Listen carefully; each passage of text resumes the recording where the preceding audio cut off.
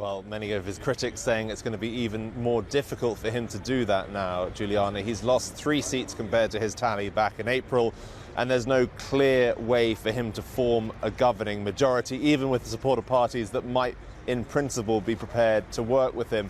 Here was how Pedro Sánchez, the leader of the Socialists, responded to the result last night. In the end, the best legacy left by our mothers' and fathers' generation is democracy. Each time Spaniards are summoned to vote, they participate in high numbers. This needs to be mentioned and highlighted. So thanks to the millions of Spaniards who voted with all my heart. Thanks to the millions of Spaniards who voted for the Socialist Party. Thank you, and thank you with all my heart. Sánchez ha perdido su referéndum. Sánchez has lost his referendum. Sánchez has failed. He is the great defeated of today. Spaniards have made a motion of censure to Sánchez. He has lost 3 seats in Parliament. Why did he want to call elections if it was supposedly to give more stability, more governance and more power to the Socialist Party? Now it is much more difficult to form a government, and he has made it much harder for Spaniards day to day. I think we can be very proud, despite the uncertainty that faces all Spaniards in the future, because a patriotic, social alternative has been consolidated in Spain that demands national unity and the establishment of constitutional order in Catalonia with the unforgiving application of the law. So that was Pablo Casado, the leader of the Partido Popular, talking there, as well as Santiago Abascal, the man that now runs Vox. And Casado's point is that by calling this election, Sánchez has essentially made things less stable, more uncertain. It's going to be that much harder for him to form a majority. One possible outcome is to see the PP, the Partido Popular, abstaining from votes in Parliament so that the Sánchez-led, the Socialist-led government, as a minority government, can actually get laws passed.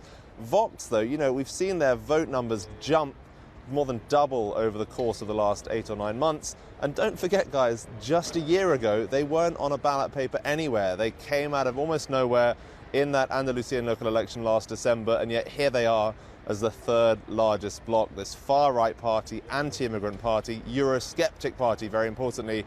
Whether they will have any role in a new government remains to be seen, but clearly they are a political force with 3 million Spaniards voting for them this time around. Willem, in terms of the color around what voters care about, Catalonia clearly a central issue in the campaigning this time around. Beyond Catalonia, what did we learn about what the Spanish electorate is really concerned about here? Well, it's very difficult to divine the intention. Of course, what we see is that there's a very fragmented political landscape, even more so than there was in April, and certainly a lot more than there was just a few years ago, where we had just this left-right between the Socialists and the Partido Popular. What clearly voters are frustrated about, if you look at the turnout, is being called to these elections again and again. We saw turnout fall from 76% in April to 70% this time around. Part of that may be the cold weather, part of that might be just pure frustration at the fact they're being called once again to vote. And what that has meant historically is that the right of centre, has done better in Spain when the turnout has been slightly reduced. And we've seen that because the Partido Popular have come back, won an extra 20+ seats. That gives them a lot more leverage in negotiations going forward. And what it means for Spain is probably months more gridlock ahead of us. Hi, I'm Joanna Bersecci, and thank you for watching. You can check out more of our videos by clicking on the boxes on the screen.